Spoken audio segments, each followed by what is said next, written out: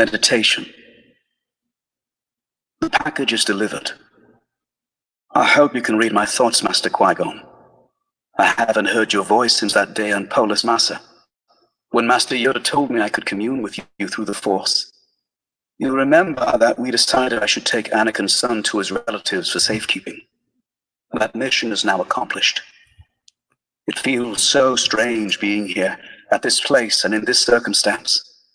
Years ago, we removed one child from Tatooine, thinking him to be the galaxy's greatest hope.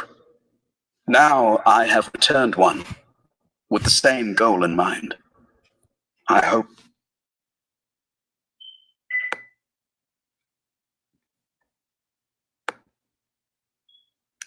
Hi everyone, this is Laura Baga with OG Star Wars, and thank you for coming in and joining me on live stream here. I hope you grab your favorite coffee, tea, whatever helps you wake up in the morning, your eye opener, you know. And I just shared a clip, if you didn't catch it, I just shared a clip of Kenobi. Hi, Sukori. How you doing? So I just shared a clip of Kenobi in the beginning of the book, in his first meditation in the Kenobi book. And it is very, very compelling. I am doing great. I think I either pressed the wrong button or I got booted out. I was on my cell phone, so there was kind of problems with that. So, yeah. Nice. Drinking some tea. Yep, that's my coffee, or my thing at night is tea. Green tea with honey. All right, so I don't know if you came in and heard the clip I played. So I played one of the first meditations off of Kenobi, and we're going to go over Kenobi book today, but we're going to begin with some Star Wars news, and then it's not little, it's probably as big as me because I'm a short woman, my lightsaber unveiling. So, all right, so many have seen the leaked photos, and many have probably seen the videos and Twitter accounts about how these certain videos were taken down by Disney Lucasfilm because they were leaks and they were valid to the movie. And I was going to share it, but I'm not going to share them. But one of the images is of Rey and Kylo standing together with two blue lightsabers. One is supposed to be Leia's and one is Luke's. Yes, I'm short like them. I'm mighty like them too, eh? And yeah. And so on the photo leaks, it's hinting that Kylo is joining Rey. It's obvious, and that he is redeemed. But looking at Kylo's history and what I know of watching, I didn't watch The Last Jedi, I just watched the spoilers, talked to friends who've watched it, got an overall arc of it, and a lot from what they said is my feelings of how I thought it was going to go down. And so, but seeing how Kylo has developed, I'm not even convinced he's even a bad guy or that he even went to the dark side. He just seems like this angsty. He's not even a teen. He's supposed to be in his mid or late 20s in this series. And so I just don't see him as a baddie, as a bad guy, or as a dark sider, because if he was, then how come he isn't the main bad guy in this last movie? So that, you know, how come they have to bring in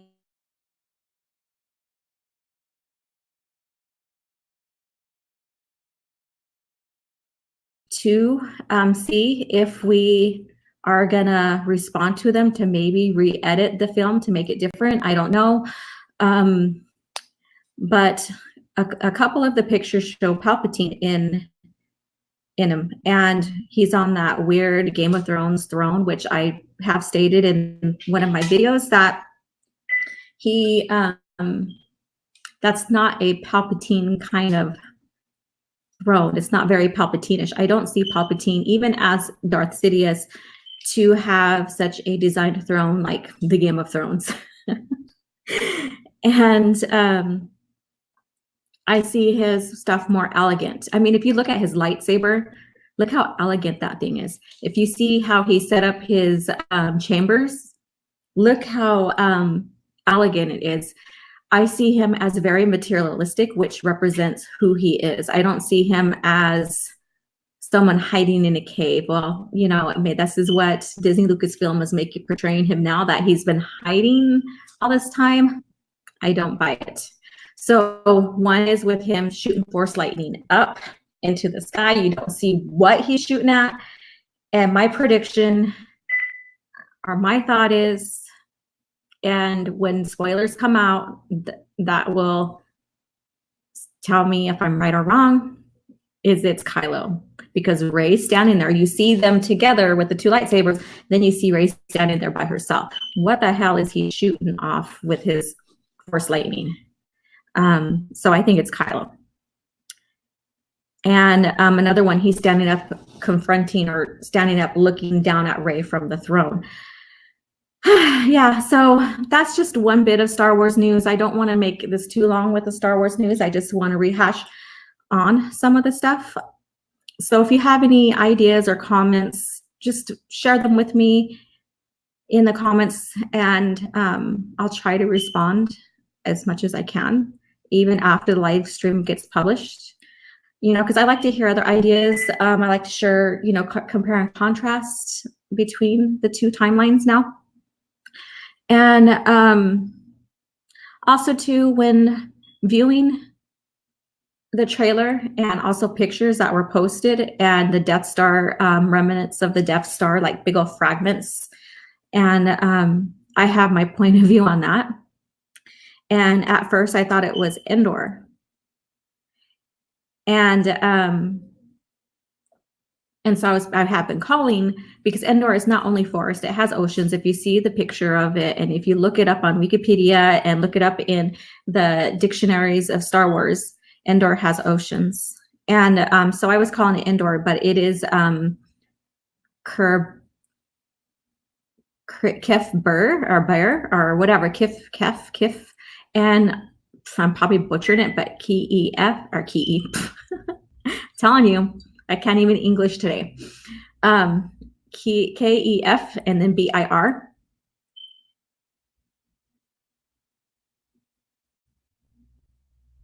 Oh yeah, I just got done watching part of that video, and I was going to get to that as we get towards the lore and get to review the Kenobi book about Anakin.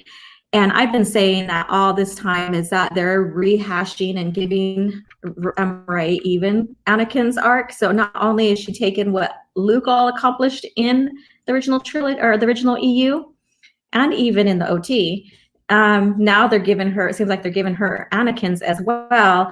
And so soft rebooting all of that and trying to say, oh, it rhymes, it's mirroring, because, you know, George was a poet and he da-da-da-da-da, and they explain all that. But George, when you look between the OT and the PT, yeah, there was rhymes to the story. Like, there was soft echoes, but it was all completely different.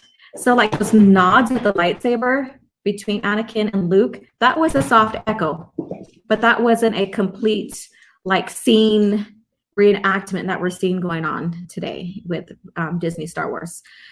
So there's a difference between soft echoing, or, you know, like a light nod, and then there's a difference between just copying and rehashing everything. So anyways, so I'll go back to what I was getting about with the planet. So that wasn't Endor, that big fragment of the Death Star crash landed on.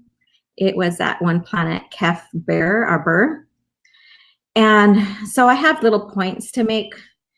And this goes with the soft reboot that I'm noticing, and a lot of people are noticing, is when you look at the planets. Hi, John Jenkins, how you doing? When you look at the soft reboots, I hope you have your coffee, your tea, or whatever you need for the morning. If you are if you are facing morning, if you're on the other side of the world, good evening. All right. So if you look at Takodana, that is like a Yavin 4. If you look at Jakku, Tatooine 2.0.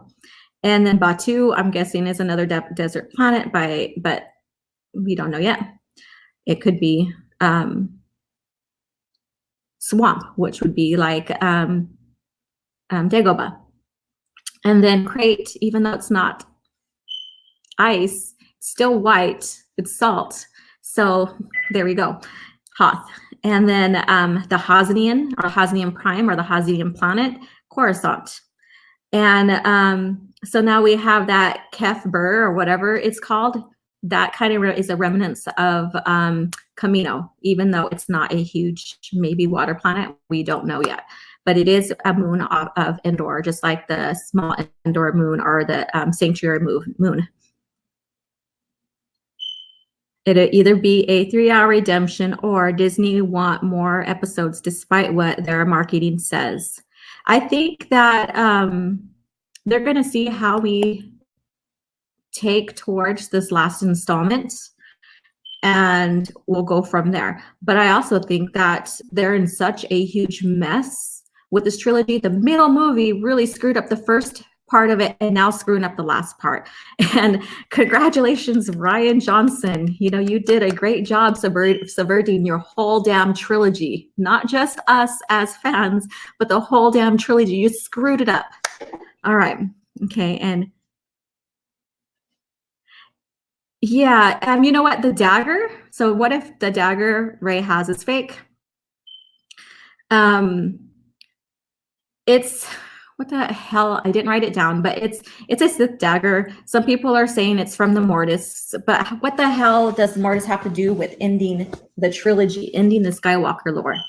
Yeah, there was a hint, and it was said in the Clone Wars, which is now more or less Disney canon, the legend canon of Anakin was supposed to replace the father, but he didn't. So that's over and done with.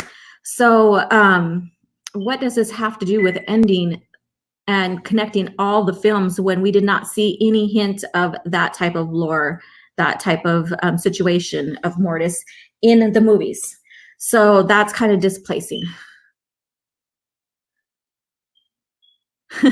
Oh yeah, and Rilo. That is such a weird situation and such a turnoff for me. Padme didn't even want to be abused. As she was telling Anakin, he's breaking her heart. And all of a sudden, now we're going to bring this abuse in. So we go from anti-abuse relationship to where she's like, I'm gone if you're going to go down this path. And then losing all hope and dying, you know, from the trauma that her body and her mind and spirit, that's what I'm guessing, like all the above went through, to now, oh, let's get together because, you know, just because, for reasons.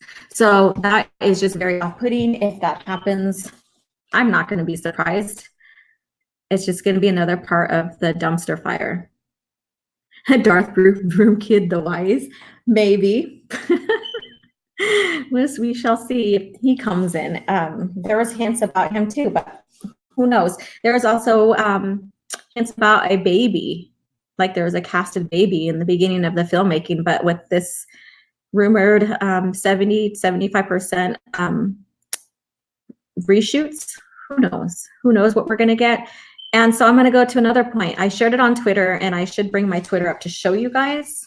So give me a second. Let me see. I'm still learning how to use all this stuff, all this crap. So please have patience with me. Let me get out of the screen here. But on my Twitter, while I do this, on my Twitter, I noticed when Drunks 3PO posted a picture of the horses running, the Death Star, or the Star Destroyer. That's funnier than hell too, sorry. That BB-8 looked very funny, and sorry, you could see what I'm doing on here. Sorry about that. Okay, did I get my password right? No, it was a fail.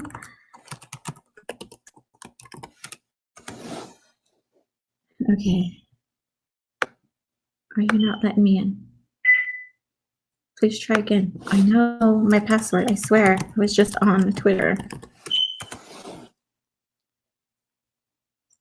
Okay, we're not going to spend too much time on that.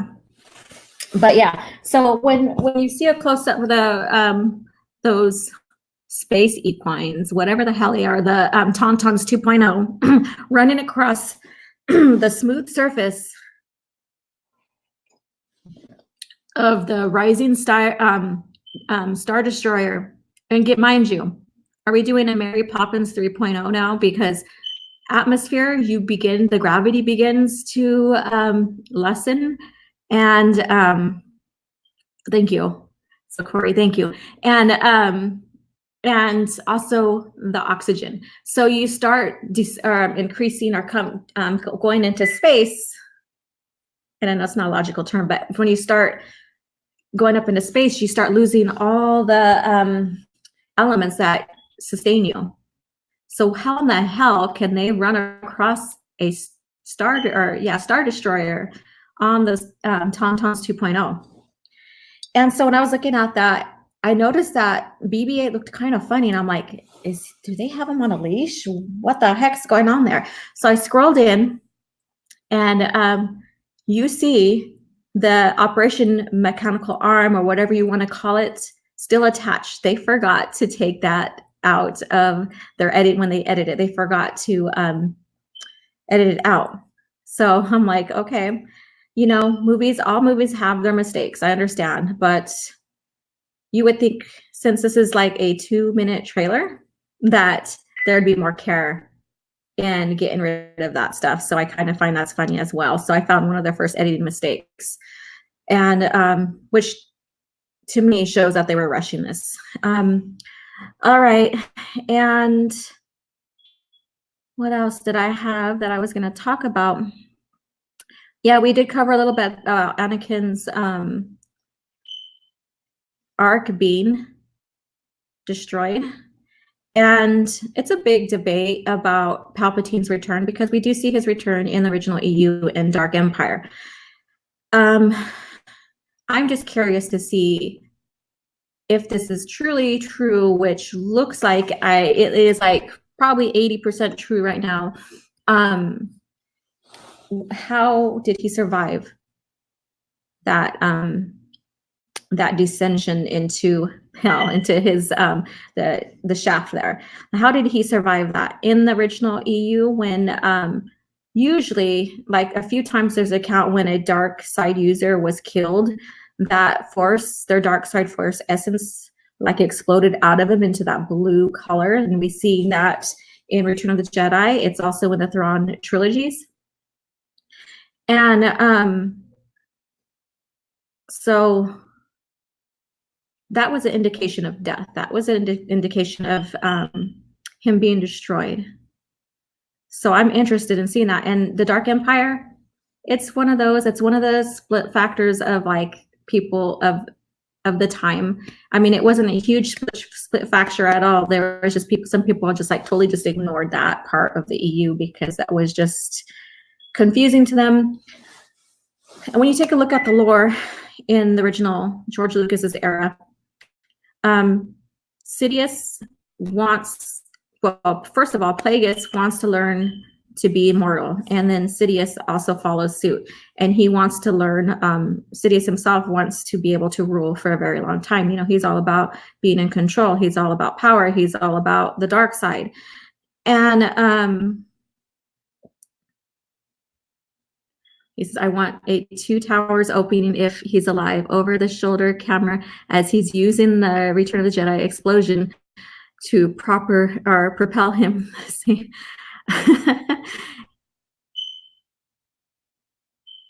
And yeah, okay, so that we're going to get into the Death Star explosions and then go back to the planet. We're kind of going a little bit long on this because I don't want to make this live stream too long, because I want to go over the Kenobi book. I had done a lot of bookmarks on certain points that I wanted to connect with you guys on Kenobi, since we are going to get a Obi-Wan Kenobi series, if anybody cares to watch that. Yeah, so with Sidious. Okay, I'll get to you on that, John Jenkins. So in Dark Empire, or in the EU, Sidious wants immortality too as well. And he learns how to do force essence transfer. And so because of his contingency plan, because we know he was a brilliant mastermind, he organized our war, and he controlled both sides. And now, like in the Disney comics, we're supposed to believe that this mastermind was not really doing his job, and it was really a woman that was in charge, or a woman that was leading this, so it's very off-putting. So yes, an alpha or whatever the hell, alpha, whatever the comics are. Like I said, I don't follow comics pretty much, not even. I do follow a little bit of the EU, but Disney, but I had caught up on that story. A woman is the power behind Palpatine. Basically he was just a fool because he's a Sith. Hello, Chief Eddie. How are you doing? All right. So yeah, so in the original EU, he had his plan, his contingency plan, and had clones made of himself. And he learned how to transfer his essence. And so this whole thing of Dark Empire is that his essence, his spirit, whatever you want to call that, he was able to transfer himself before his death. So his body was killed, but not his force essence, which then, like 10 years, he came back, or he came back into public. He was already in hiding, healing and stuff. Let me see. Whoops. Yeah, so clone of Palpatine, I need to specify that because it's not truly Palpatine, it's a clone of Palpatine. So I'm talking about his force essence transferring into that. And so it kind of makes sense with the series, even though it was kind of off-putting, because we're like, Anakin's the one that killed the Sith, ended it, blah, blah, blah, blah, so, or killed him, restored balance. Now Luke is the one that's going to be what his dad was supposed to be and restore the Jedi faction and blah, blah, blah, blah, all that good stuff. And yeah. And with the help of his sister Leia and even Han, later on in that little timeline frame, Palpatine's essence was completely destroyed. And it was over and done with. But then we come into Thrawn, and so it gets more compelling, it gets more exciting, we get into the Thrawn trilogy. So now with this Disney Star Wars, we are seeing that this whole body of Palpatine, not just his force essence, not just a clone as far as we know it, but his whole damn body. How in the hell did his body survive that explosion of the Death Star? So Dark Empire, let's see. Yeah, so, and then thank you, Chief, for telling me I'm doing well. It's the EU, George's Star Wars, from the beginning to the prequel trilogy into the EU. I just love his brilliance. I love the foundation he set up for the writers. I love that he was involved in creating the EU, whether it be just improving or lending to the story, or making up characters with like Plagueis. Plagueis is one of the characters that he helped develop, since we're talking about that era right now. Yeah, the duology. No, Palpatine's clone did not. And no, the clone that was in the duology of Zahn's Visions of the Future, basically the book, that was Thrawn was the one that was being cloned so he can come back 10 years after his defeat. And so see, we keep on, we see clones as ways of immortality, no matter what the character is. And clones are basically a staple of the original EU, because we've seen it in the PT and with Jango Fett's army that was created. So yeah, so just a little tangent on that. So now they're taking that arc of Anakin's away, with Rey now being the one to finally end Palpatine. When we see Luke and his sister Leia, and even Han, because at the end of this little time frame, Han shoots Palpatine's clone when he's trying to transfer himself into baby Anakin Solo. So we see the heroes defeating him once again, rightfully so. And so it's still within the Skywalker lineage. It's still within the Chosen One's family, and it still makes kind of sense, I guess you can say. I mean, like I said, not everybody likes that plot point in that part of the EU, and I can see the good and the bads with it as well. And but it's a little bit more unbelievable to me, but still kind of off-putting to me. So as you can see, I'm not a huge fan of it, but when you think about the lore and I go back and I like to digest and really connect the continuities and say, oh yeah, well, Plagueis wanted immortality, so did Sidious. So this kind of makes sense. It kind of makes sense here for Palpatine to make clones of himself to keep his essence alive. Not his whole body, because his whole body was destroyed in the Death Star. Yeah. I agree. Storytelling has taken a dive in the last 7 to 8 years. We're in a nihilistic age. So anything that had some kind of faith or spirituality is now being trashed down. And if they remake it, then it's being put into a social justice kind of thing. We did not need to have a female protagonist. As a woman, I did not want a female protagonist because that's not what I was looking for. I did not have to validate myself as a woman through a female protagonist. I was just living the human experience through all the heroes I love in different IPs or different franchises, including Luke Skywalker. It did not offend me that he was a man. I seen his struggle. I witnessed his hero's journey. I can relate to him. It wasn't because he wasn't a woman, that I couldn't. It was because it was the human condition. And there's a difference between diversity and gender inserting to make people feel validated. I have never had to validate myself with a movie, ever. I never had to validate myself with anybody in life, ever. I am who I am. And if you don't like it, screw you. Honestly, be who you are. The right people will come and be in your circle. You never have to be validated by anybody, not even a damn movie. So they don't get it. So, okay, I'm done with that tangent. Yeah. So as a woman, female Star Wars enthusiast, and seeing this gender diversity politics pushed, it's very, I am not falling for it, as you can tell. All right. So there's a bit of Star Wars news now. So I did put a poll up on Twitter about dressing up because my next week's copy chat is on Halloween. And so I thought, what the hell? I might as well dress up. I always love dressing up. Always. And I never outgrown that. And I don't think anybody should outgrow having fun. And so I have a little review for you. And let me see if I could do this right. So, oh, and of course I didn't. There goes the drama of that. So I got this as my costume. I had people vote on Padme or Jaina Solo. And this does not want to turn off for me now. All right. So, and that's me just to be kind of funny. But the sad thing about that is when I ordered it, I ordered a purple lightsaber for Sword of the Jedi.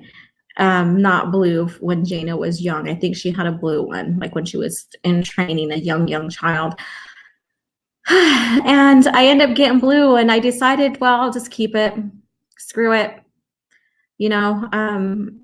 The blue lightsaber I wanted to get was basically the Skywalker, Anakin's and Luke Skywalker's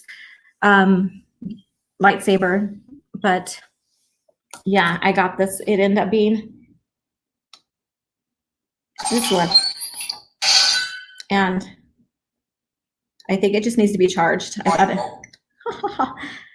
So yeah, so it's blue, not purple. So I was kind of sad. I wanted to really dress up as the part of Sword of the Jedi with the purple lightsaber. And no, it doesn't want to turn on for me. I'm sad. Well, I'll get it charged for next week. All right. So we are getting a Kenobi. well, Disney's putting out, I'm not saying we, because I'm going to stick with the EU. And as everybody's watching everything go down with Kenobi or Obi-Wan, whatever they're going to call the series, I'm going to stick to the book. And the book that I'm going to share is Kenobi. So go ahead and grab your coffee. And if you have any questions, I'm going to go through some bookmarked scenes. And a lot of this is going to tie into the continuity. And I am also going to share his meditations to Qui-Gon because they are very compelling. I am not going to show any huge story arcs or huge battles or events in the book because I want to get you guys pumped to read it if you haven't read it yet. I don't want to reveal too much. So that's why I'm revealing some of the continuity stuff because it's already known. All right. So I did share the first clip when I first began this live stream and a lot of you guys weren't on here yet. So I'm going to go ahead and show it right now. So this is Kenobi's first meditation. I do have the actual book. Oh yeah, here it is. So I do have the actual book and I have Audible. So I have a ton of Audibles. I have a ton of books. This is unabridged or yeah, unabridged. That means the Audible is the complete story. There's a lot of stories like the series, the New Jedi Order, that are abridged. So they are just condensed versions of the book, of the novels. And so with those abridged books, I would suggest reading the stories first because there's might be certain points that you might miss, and then download the Audible. Okay. Wow, that's cool. A $15 Luke Saber. Yeah, that's what I want to get to. I had, when I was little, I had a Luke Saber, and since then it's been destroyed by my cousins. Oh, I'm not going Naruto, I'm sorry.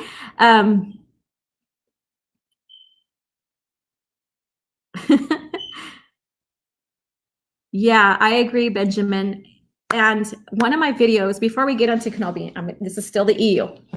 One of my videos talks about how the rumored George Lucas story treatment could have been fitted in the last or at the end of Crucible.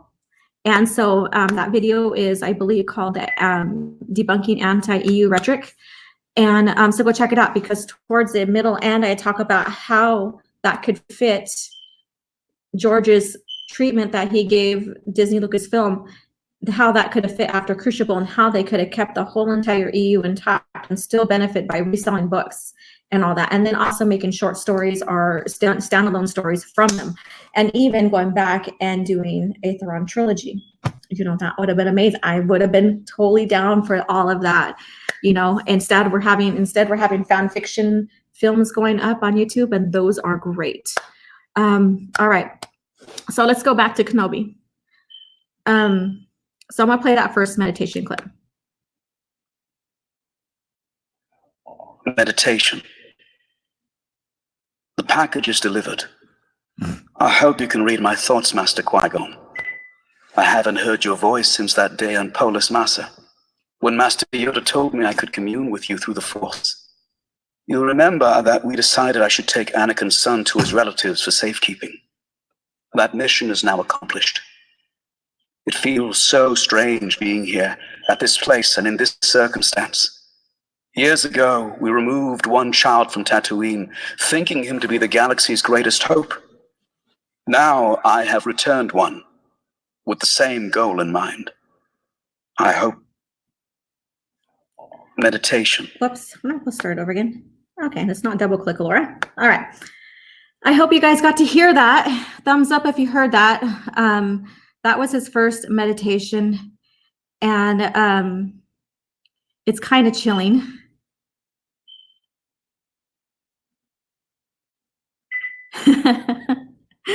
Okay.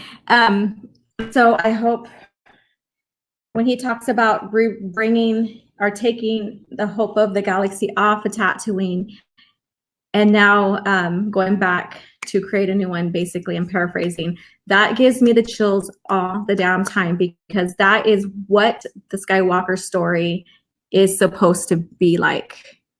And we're seeing that dismantled right now. So that speaks volumes. So again, go read this book. We're going to go ahead and listen to another clip here. And so this is going to be chapter 4. And this one is about the Tatooine sun myth, according to the Tusken Raiders. And if you ever wanted to hear a little bit more about the Tusken Raiders, what they're really about as a alien species, as a people, I guess you can say. I'm guessing they're a type of humanoid because of their body structure. Then Tatooine kind of expands on their lore and their warrior society and all that. It's a very compelling. Let me see here. Yeah, Benjamin Post Abeloth. So Crucible is the very last book before the buyout, and then we were supposed to get Sword of the Jedi. So that's kind of disheartening that we didn't get the Sword of the Jedi. All right, so here we go. Chapter 4, Tatooine Sun Myth, according to the Tusken Raiders, Sand People. Chapter 1. It says chapter 1, but my thing says chapter 4. Everything casts two shadows. The sons had determined this at the dawn of creation. Brothers they were, until the younger son showed his true face to the tribe. All right. So like I said, I bookmarked just small little pieces there. So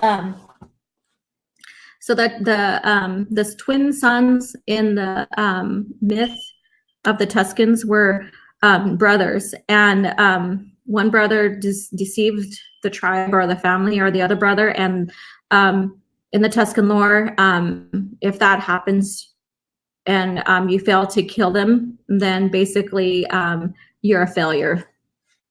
And so now one in his failure, one is chasing the other forever. And so that reflects like the Tuskens' life, that they live in shame because they weren't able to accomplish stuff.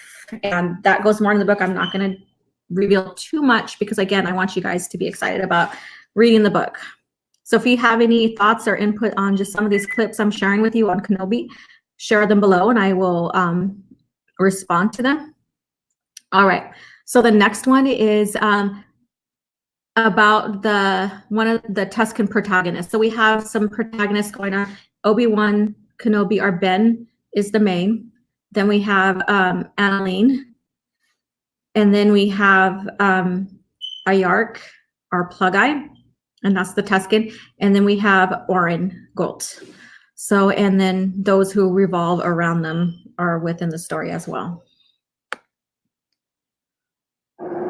Orin had never known Plug-Eye to use blasters on the way in.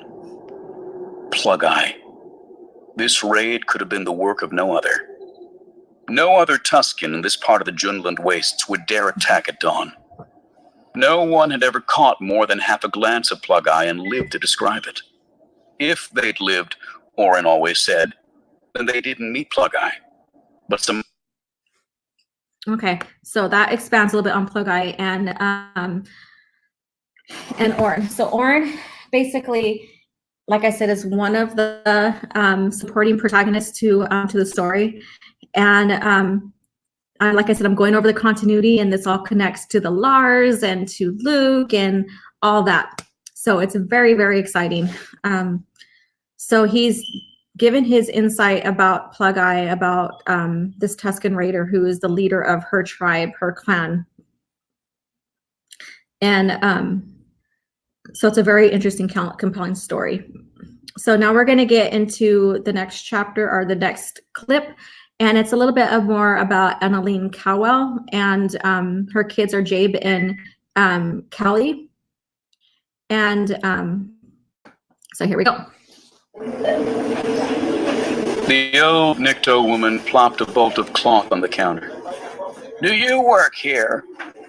Standing behind the counter, Annalene Cowell didn't look up from her datapad. No, I come in here and do inventory in my spare time. A moment passed before Annalene suddenly froze. Wait, she said, eyes widening as she took in her surroundings. Counter, cash box, title deed.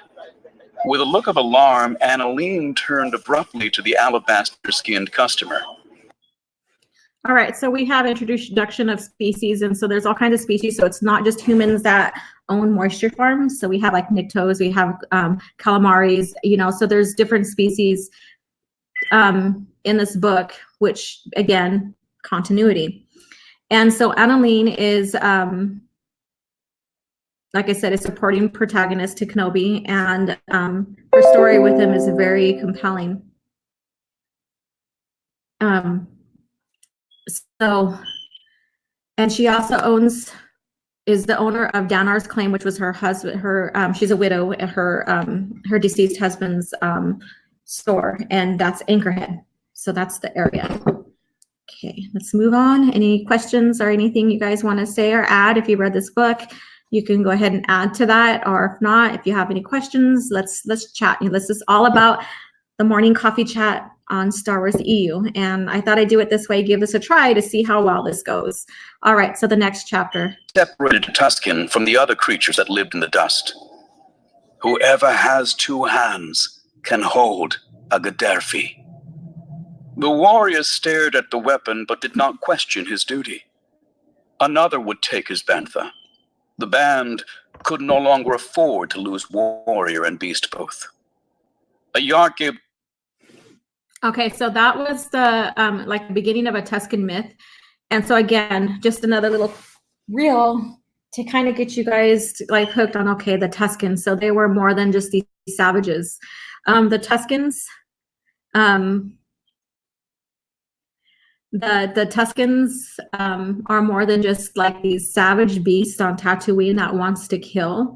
There's a story why, and so Kenobi really ties that well in to the PT when we see then Shmi being held captive and all that. So it's another great continuity clip, another great continuity expansion on these people, or this race of species that lives on that are indigenous to Tatooine, and why they don't like the settlers. And so it's a very compelling read on that mark.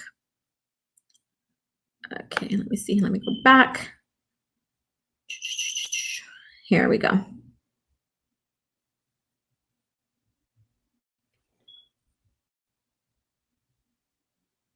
Okay, so this one's about an event that brings Annalene and Obi-Wan or Ben together.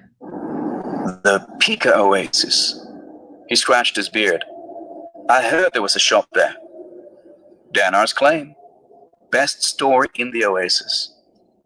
Only store in the Oasis. Callie piped in from behind. Annalene spoke without looking over her shoulder.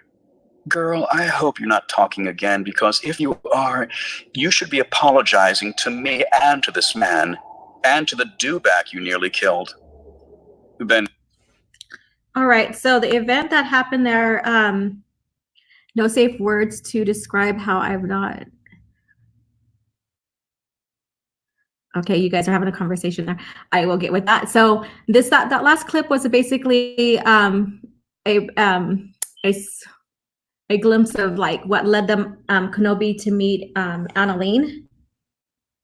And he basically rescues her daughter, but I will not go into details because it's a very interesting story to where even Ayark witnesses Kenobi's actions, and it ties back to Sharad Het. So yes, Sharad Het. Hello, Tani. How you doing? We are going over Kenobi's book right now. So join on in, and if you've read it, just, share what you know. If not, if you have any questions or anything, just let me know. Okay. So, okay, we're coming on to another meditation of Kenobi's.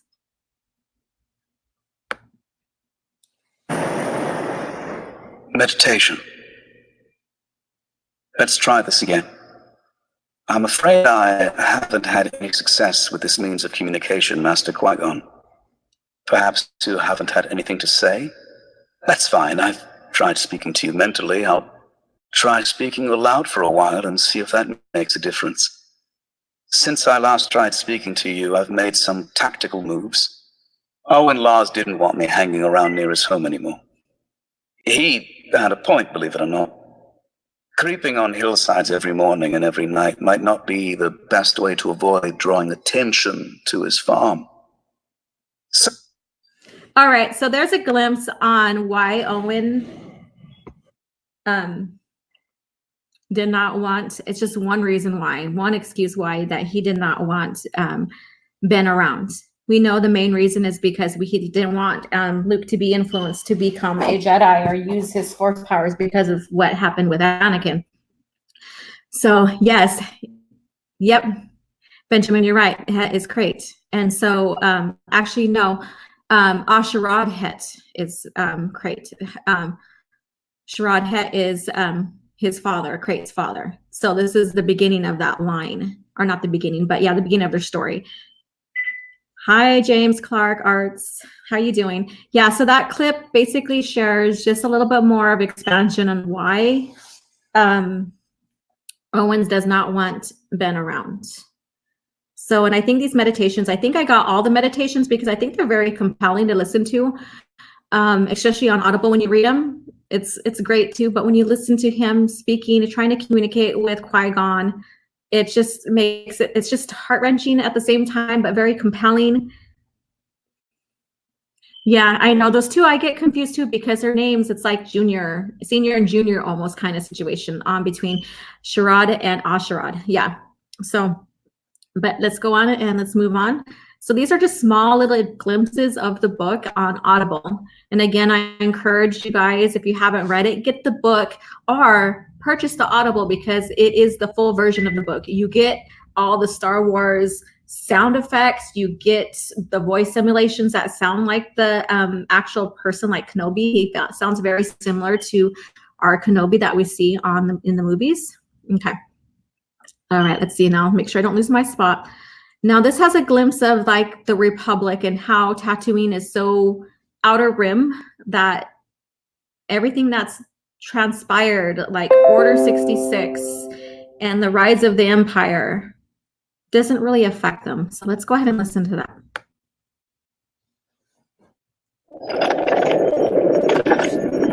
Chapter 14.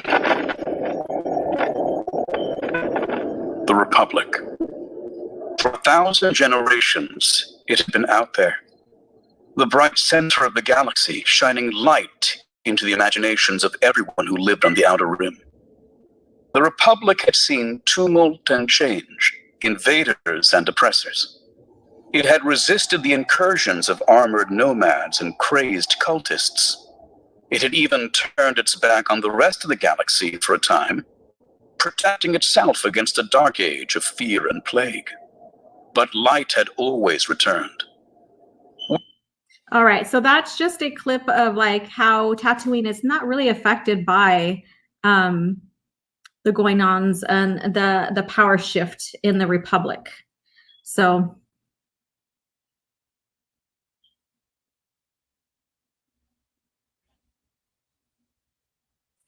okay, let's move on to the next clip. I hope you guys are all doing well there in chat and enjoying this. Thumbs up if you can.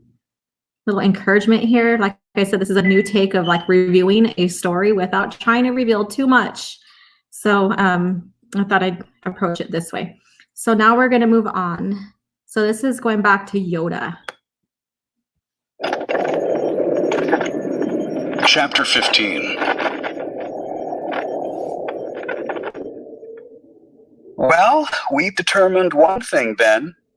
Whatever job you had before you came here, you weren't a cook, but you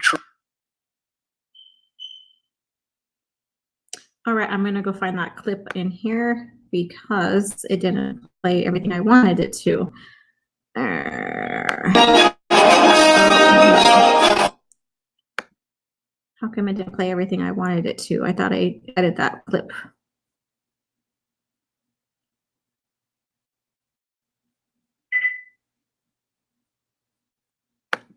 So basically this clip, while I go there, is about referring back to back to Yoda. Chapter 15.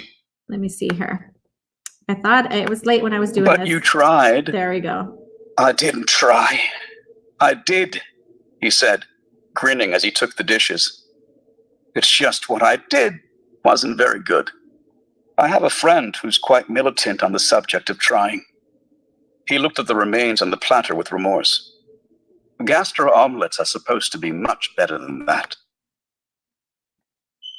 All right, so yeah, there's a little reference back to Yoda, and then also too, if you listen on, and I thought I had the clip bookmarked well for that one, but basically he references Yoda on there is no try, there is no try, there's do or do not kind of thing, and I just ruined that beautiful phrase of Yoda's, not yoga. Jeez, says the yoga instructor. All right, and then past that little verbiage there, he also refers back to his friend who owns a diner would fire him on the spot, so he's referring back to Jester, and so that's a nice little reference clip as well. So I really like that. I wanted to share that.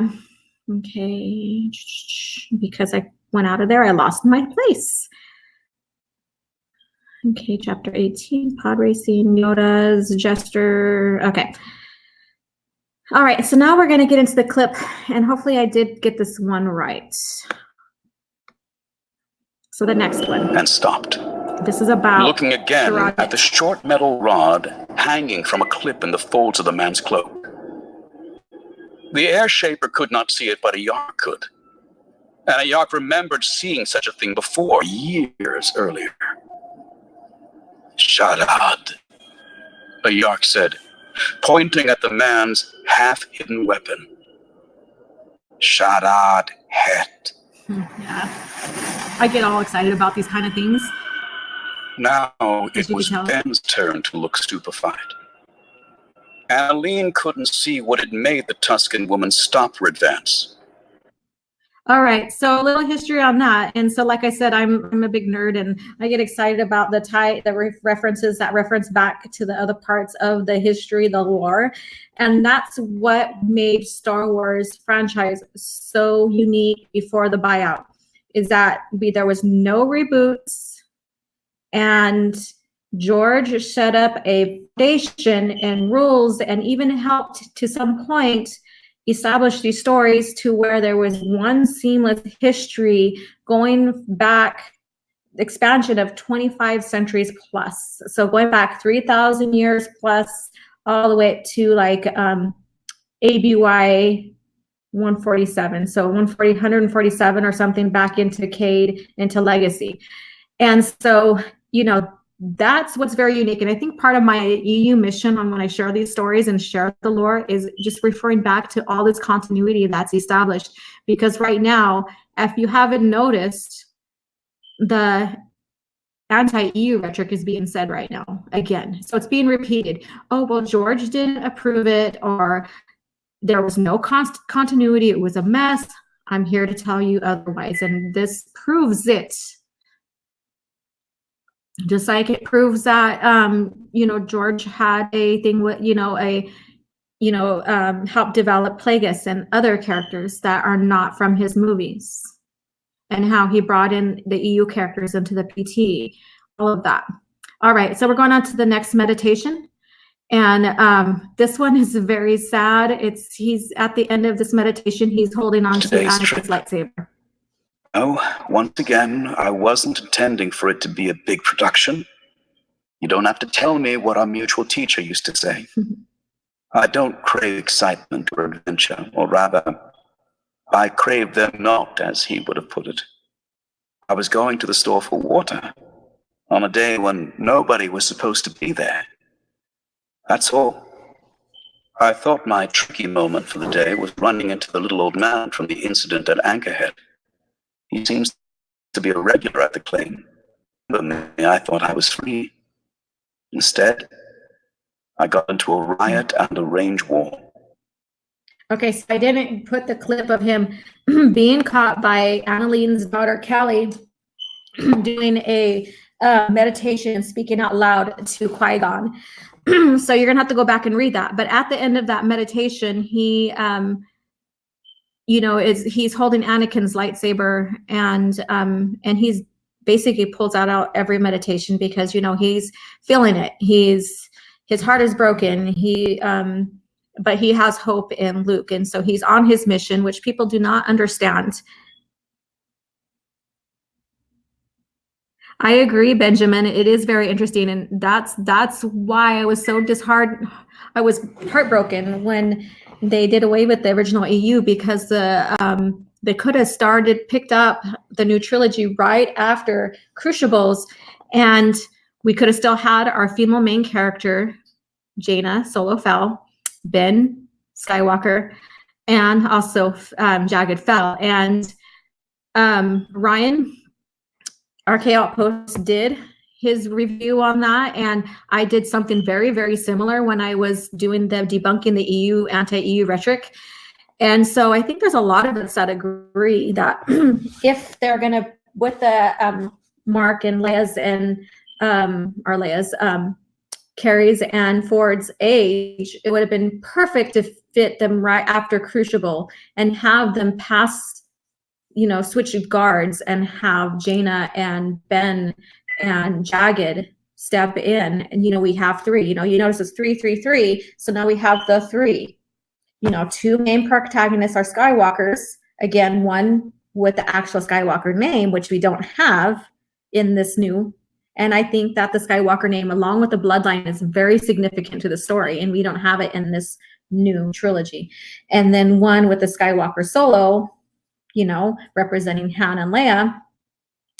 And then the husband, which is kind of like Han a little bit, because you have, the pilot, so, and then it goes all the way into the, into Legacy with,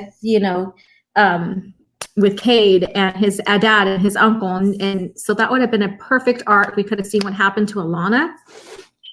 Okay, so let's go back. Okay, so this one is another one that's a continuity thing. Like I said, I'm touching up on all the continuity stuff in here to get you guys excited to read and just to go over the book, because this book is so compelling. All right, so let's do this. How much, Ben asked tentatively, would it cost to extend your protection out even farther? He affixed his eyes to the drink in his hands. Say to where that kidnapping you told me about happened. What, the Lars place? Well, around there, Ben said. Oren noticed Annalene pause nearby.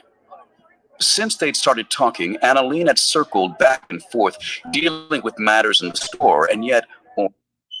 Okay, so they're back at Downar's Claim in Acrehead, and Owen Galt, like I said, one of the supporting protagonists,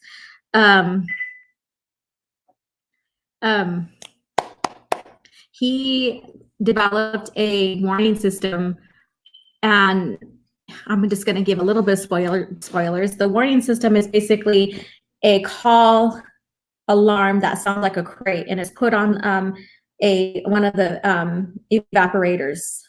And so, like, if the raiders raid one of the moisture farms, they activate that sound and it's heard, and then the group of them will go and assist them help.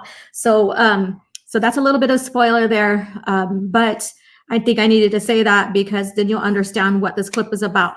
Kenobi is looking to have that alarm installed over at the Lars because of Luke. Now, does he or doesn't he? I'm not saying. You have to read the book. Okay. Okay, on to another meditation. Meditation. I had the dream again. It was like I've described before. I wasn't myself, but I saw the world through something, a tunnel, a filter. And then I heard a scream.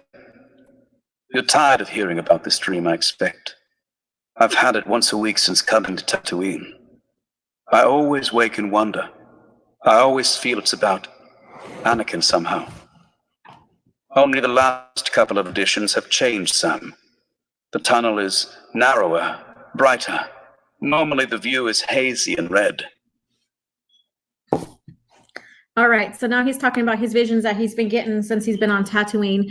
And Benjamin, Jaina plus Jag, another combination of PT and OT style filmmaking to tell a story about a galaxy with multiple competing governments beyond the wills could enter, as we've already established.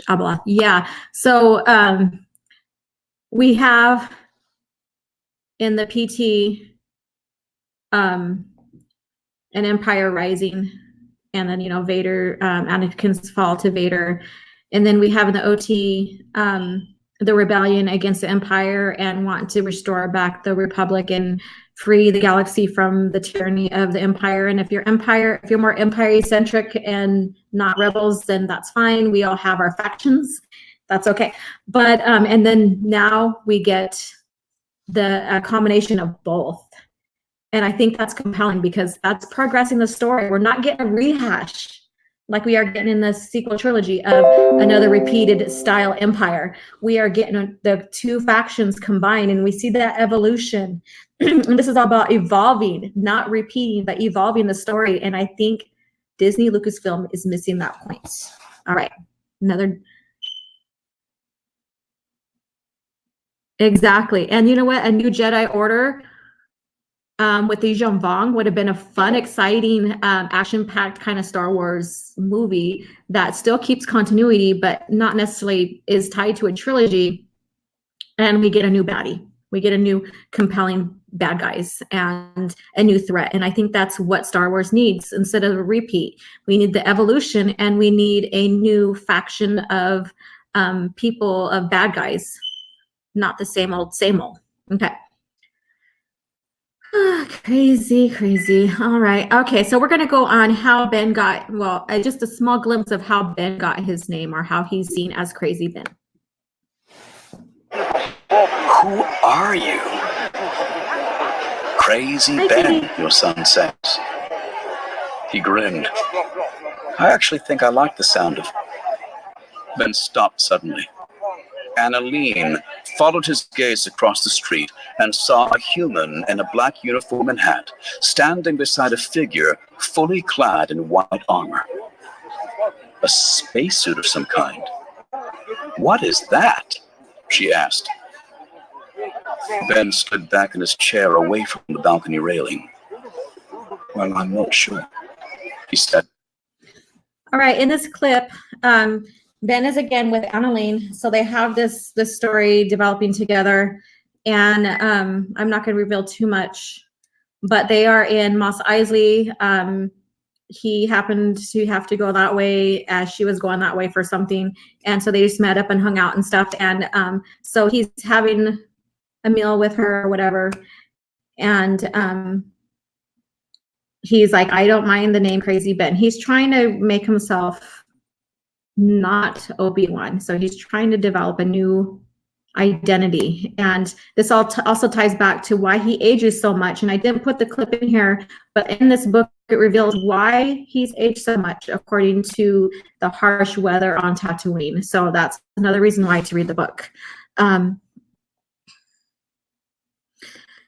then, yeah, so he's sitting with her, and then it kind of shared in that clip. I kind of left him hiding when she spots the stormtroopers. So now we're starting to see the evolution of clone troopers into stormtroopers, and so he's like, "Oh crap!" And so he crouches back and he puts on his hood, and he doesn't want to be noticed at all because he's wanted. He's like one of the most wanted guys in the galaxy, you know. Okay, let's go on to the next clip. We're almost done here. And I thank you guys for staying. Yeah, the man came through once looking for parts for something. She said, that's Klieg Lars' son, Owen. Ben's eyes widened and locked on the couple emerging from behind the fruit stand, a basket of purchases in the man's hands. Sad story, the Larses. Annaline said, only half noticing Ben's sudden move to adjust his boot.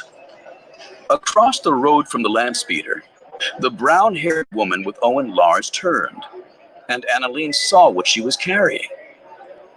Hey, they've had a baby. So there we go. There's a tie-in with the Lars and Luke. And so I thought that was something to share with you guys as well, because we already know that they have Luke, but no one knows what the story is, and Ben does not reveal any of that.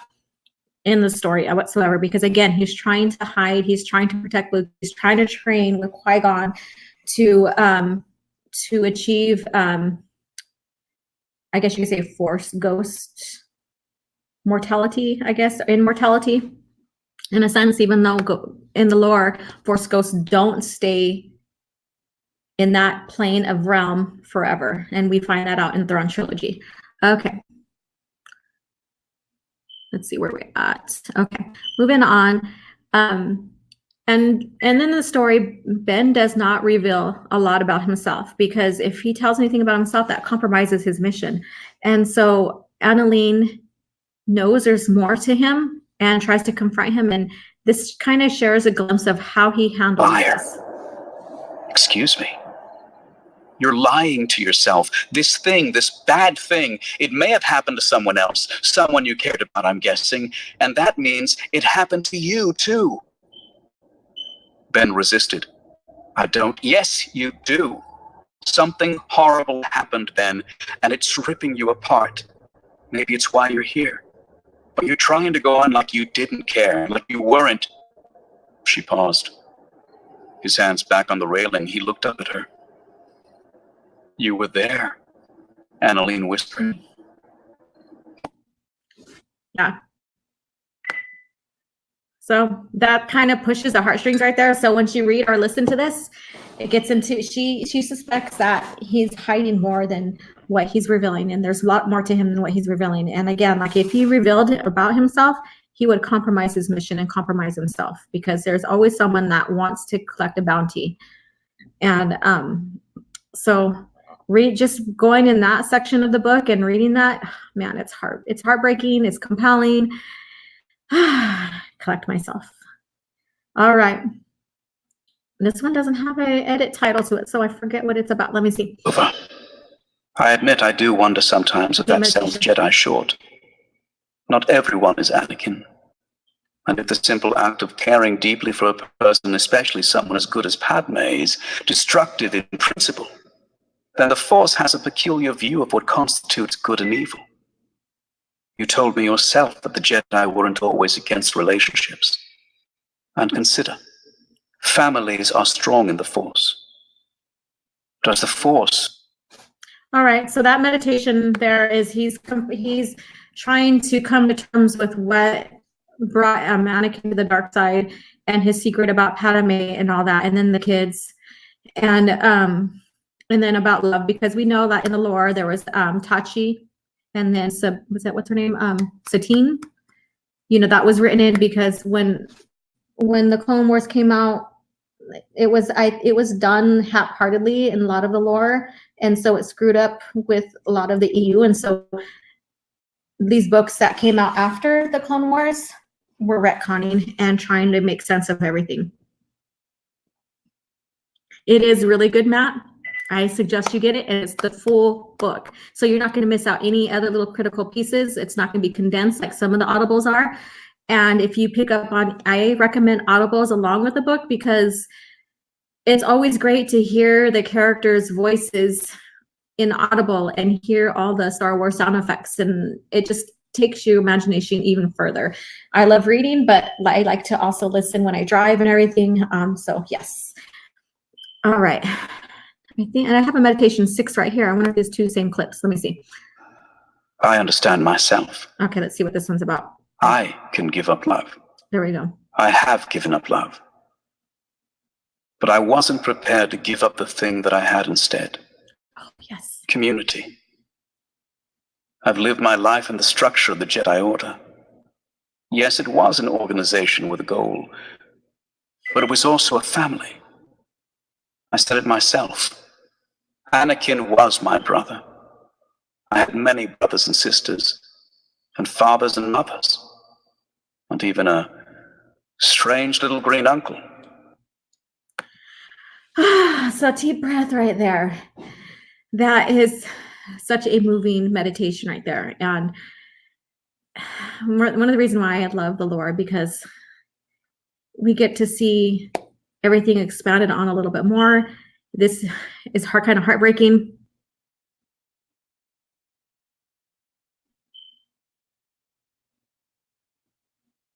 I think so.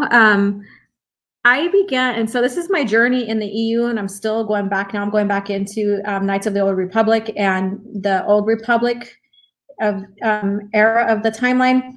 I began with post Return of the Jedi. If you haven't already seen or felt it or whatever, Luke is my main hero. And then I was never against the PT. There's a lot of people, well, it's a faction. There's a split still, but some people weren't too privy to the PT. I loved the expansion of the PT. It was great storytelling. Yeah, there was some things I'm like, okay, that could have been done a little bit better to get the point across, but hey, the story was still in continuity. It was still evolved Anakin, and it still told us the story and how he got there. And so I thought it was very compelling. Yeah, some things could have been done slightly better, but it still never really ruined the story. And if you don't agree with me, that's fine. But that's just my take on that. So I'm moving right now. I'm getting into the Knights of the Old Republic and into the post-PT era. And reading, I got done reading Shatterpoint. Outbound Flight is one of, I like that because it expands on a little bit on the Thrawn trilogy. Of course, it's a Zahn book, that's why. And so I'm starting to go back. A series of books that I read when I was still in post Return of the Jedi era is the Darth Bane trilogy. So those are great stories right there. So I just got to expand a little bit more on Raven and stuff. Let's see here.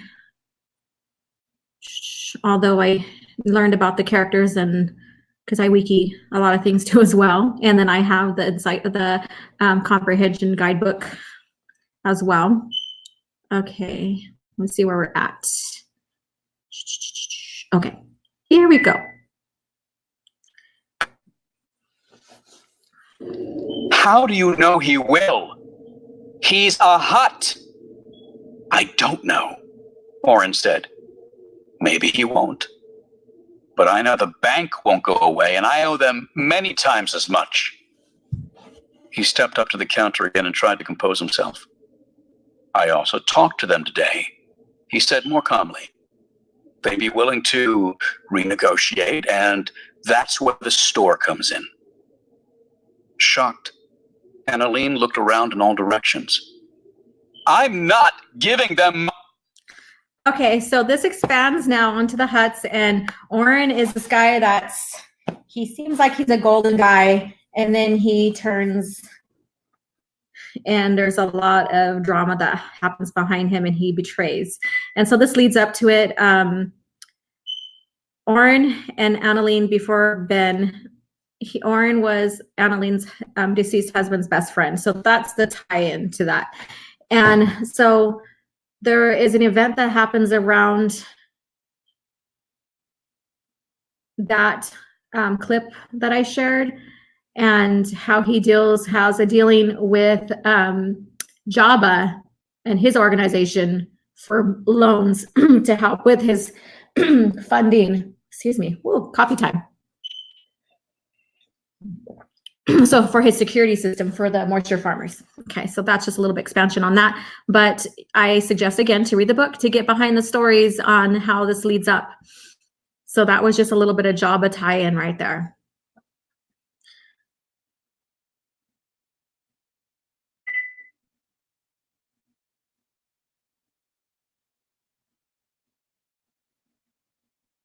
Really? Don't read it?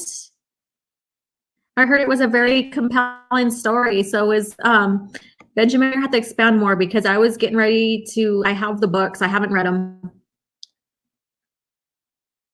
I was never a big gamer, but when Nintendo first came out, I was a big Super Mario Brother player. And then I did play a few things after that, but then I just never expanded on a lot of gaming and stuff. My kids have, and so they are familiar with, all, like even some Star Wars games and stuff. So, okay, let's see here. Next one goes to Anakin slain. What happened? There was another massacre, she said. A camp of mighty warriors wiped away. The women and children, too. For some reason, her words seemed to strike a target deep within Ben. The children? All killed? A crate dragon? Some other predator? A Yark shook her head. A predator, yes. But death came on 2 legs. Ooh, so if you heard that, this is Yark is telling about the slaying of another Tuscan tribe's band 30 years ago, or 20 years ago, or a few decades ago. And so she's talking about Anakin, and Ben kind of gets that hint about who really did that and how he feels that day not only did the Sand People fall, so did the person who committed the crime, committed that heinous crime. Wow, thank you, Benjamin. I still want to get into it because, like I said, I love to read.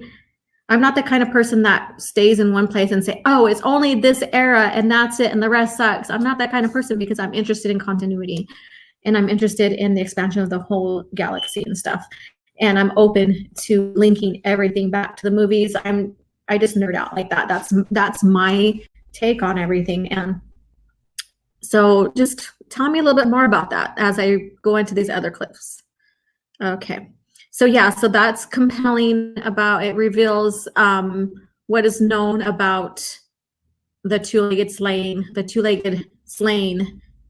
the Tuscan tribe and how Ben suspects on who it is. All right. What he'd just done in front of his witness. You're a Jedi, Orin exclaimed. Ben said nothing. His arms hung at his sides, the lightsaber limply pointing toward the ground. Orin's mind raced. He thought back to the hollow news he'd seen in Anchorhead a while back. There'd been some kind of coup waged against the Republic by the Jedi, he thought. All right, so this builds up on the big, huge overall story climax, and I just put in that clip in there because Ben is trying so hard to be a normal human on Tatooine and live in peace and stay secluded while protecting Luke and furthering his training and staying on his mission. And he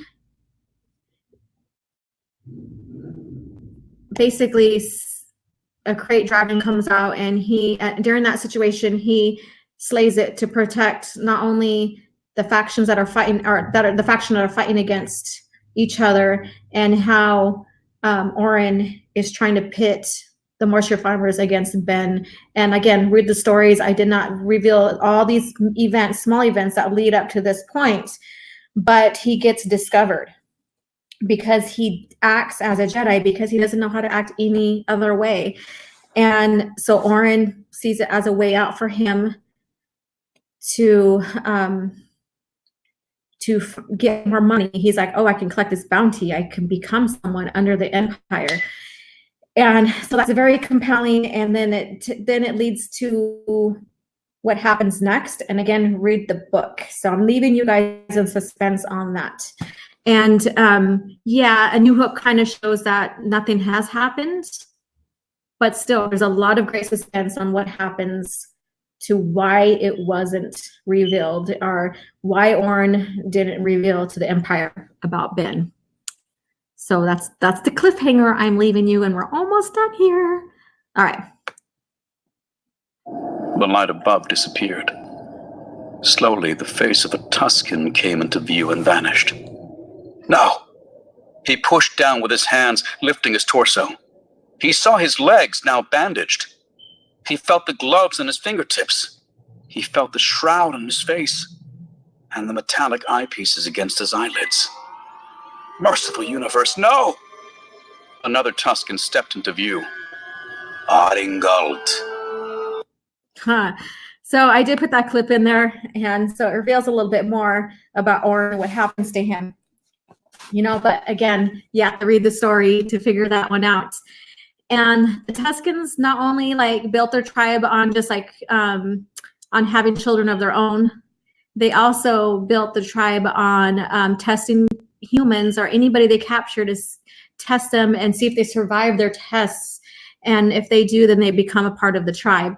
And that's why we have Sherrod Heck in there, because he passed the trials that the Tuscans give. And even though he came willingly to live with them, he still had to pass these trials to become a Tuscan. And when they kidnap people, they do that. So either if they don't survive, then they weren't worthy. And so we could have seen Anakin's mom become a Tusken Raider if she would have survived or whatever. We don't know. That's just speculation, what ifs kind of scenarios, you know, but just something to think about in the broader range of the Tusken lore.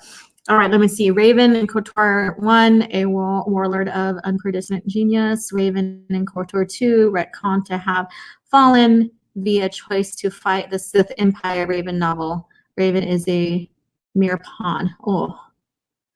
So this is a kind of a regression of a character more than a progression of a character. Yikes. Interesting. Thanks for sharing, Benjamin. All right, so the very last clip. Here we go. And Annalene embraced them both. I think, maybe Ben's doing the same thing. Annalene said, he's not staying on Tatooine because he wants to. I think he thinks he has to. Maybe somebody entrusted him with something he feels he has no right to abandon. Someone else's dream, maybe. Like Danar in the store. All right, so she reflects. This is Annalene, and I'm not going to tell what's going on in here. You're going to have to read the book again. Oh, God, this is kind of fun. But she's contemplating Ben and what's keeping him on Tatooine, what's keeping him there, what he's heartbroken about, what's his mission. Because, again, Ben is still a mystery to her. He has not revealed. She didn't even see him when he revealed himself as a Jedi because she was doing something else. And so she doesn't know he's a Jedi whatsoever. And he helps Annalene.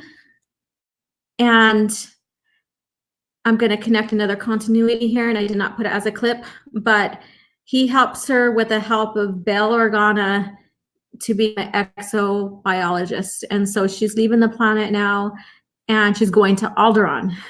Now, we don't know if she's there when 20 years later, when Alderaan is destroyed or not. And I've never went in to expand on that. So I'm going to do that and post that on my Twitter. Her little time, I'm going to put a little history of her now that I think about that. Because now my mind is like, oh, where did she end up at? Yeah. So she is contemplating, and this is all about the kind of like a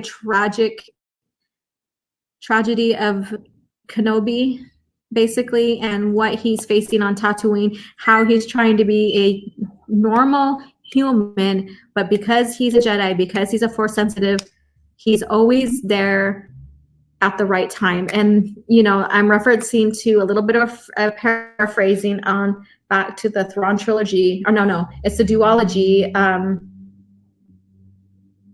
Visions of the Future, when, Specters of the Past, when Talon Card says to Miranda Savage that Jedis have a knack of always showing up at the right place at the right time. And so this is also reflecting on Ben, even though he's trying hard not to be a Jedi, just to be a normal human living on Tatooine, minding his own business, being this hermit. He keeps on being at the right place at the right time. So I hope you liked this little review, this little going over the book. I try not to reveal too much and get you guys excited for reading Kenobi. I'm going to go to the last chapter. Let me see. Chapter 47. Let me see here. Where's the clip? There we go. The young warrior swung his... Let me see. He said, when your father died, I swore to myself. Forward in a parcel addressed to Lily at the claim. Is there a compartment on the lee side? Meditation. Okay, we're going to do the last meditation before it has been a long couple of days. but I don't feel tired. This was another test, Qui-Gon, wasn't it? When you finally answer, you must tell me what you thought of my solution. I know where I am now. I'm in the rain shadow. Being near all the big events in the galaxy. I was on the mountaintop for many years. Now I'm on the back on the lee side. It's supposed to be dry here. But I'll leave the shadow one day. I've been keeping watch tonight over the Lars farmhouse and looking to see something else up there, over the horizon. I think that must have been the passenger ship.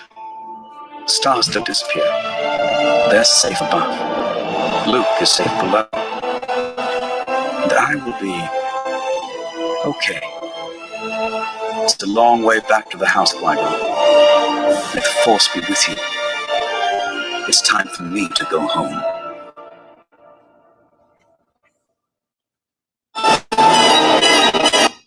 All right. So that was the end of that. And I did use some of this as a quote of one of my quotes of regarding Luke Skywalker, whether it's him direct quoting or it's about him. And so this is, again, where that quote came from. I have to post a new quote today. I haven't done that. So share below, if you stayed with me through this whole entire live stream, share below about your comments about Kenobi. Are you going to pick up the book? Yes or no? Are you going to listen to Audible, which I highly recommend? It's such a compelling story. And are you excited to see what Disney's going to come out with Kenobi? And if you are, you aren't, share your thoughts about that. If you're not, tell me why. Do you think that his arc is going to be destroyed given what they have been doing with our original characters? Or do you think that they're going to expand on it more?